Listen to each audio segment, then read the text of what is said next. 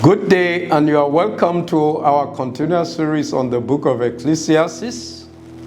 And our reflection topic for today is be generous to everyone. Our key text is taken from Ecclesiastes 11:1-2, that says, "Cast your bread upon the waters, for after many days you will find it again. Give portions to 7, yea, to 8, for you do not know what disaster may come upon the land." Our key text counsels us to be generous to everyone as the Lord gives you the grace, because you just don't know where your help may come from in the future, in times of disaster and your need. Sometimes, it may not be even you directly, but your family or loved one who may be in their need in times of disaster in the land. I remember a very touching testimony from a Liberian colleague of mine at the Ekwa Theological Seminary, Igbaja, Kwara State of Nigeria.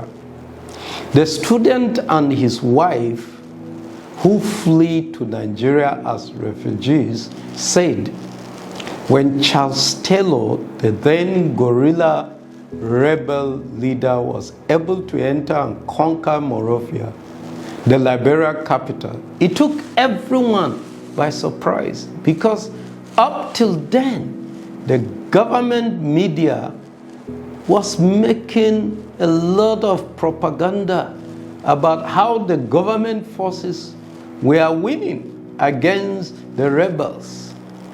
In any case, people had to flee from their working places or wherever they were and just try to escape through the nearest borders to the neighboring countries.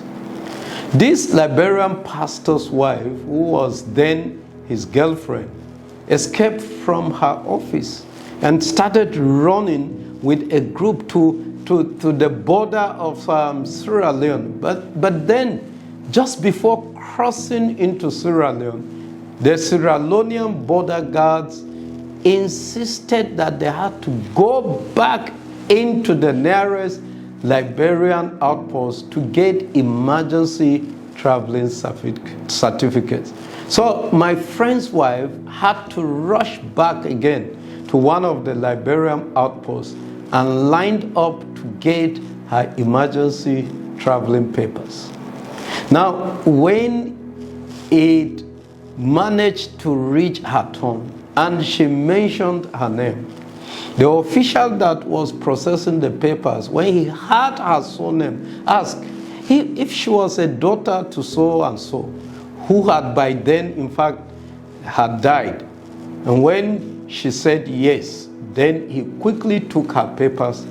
And for a while, he just got excused from his desk and went from desk to desk to ensure that her emergency papers were all duly signed, and very quickly.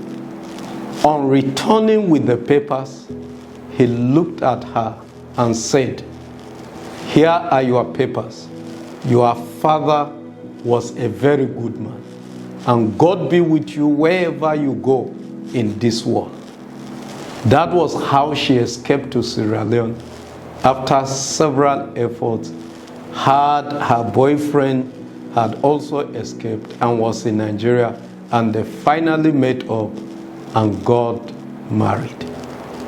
The Liberian pastor's wife got help from someone who had enjoyed her father's goodness and generosity at a time of disaster that her dead father will never have dreamed will ever happen to hitherto peaceful Liberia. He would have never dreamed Liberia will go into such a terrible war when he was alive. Talk more of his family and children being in such a very desperate situation.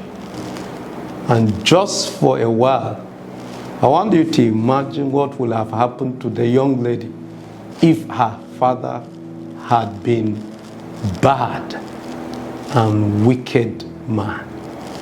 I pray that God will give you the grace to be good and very generous to all people. In Jesus' mighty name, amen.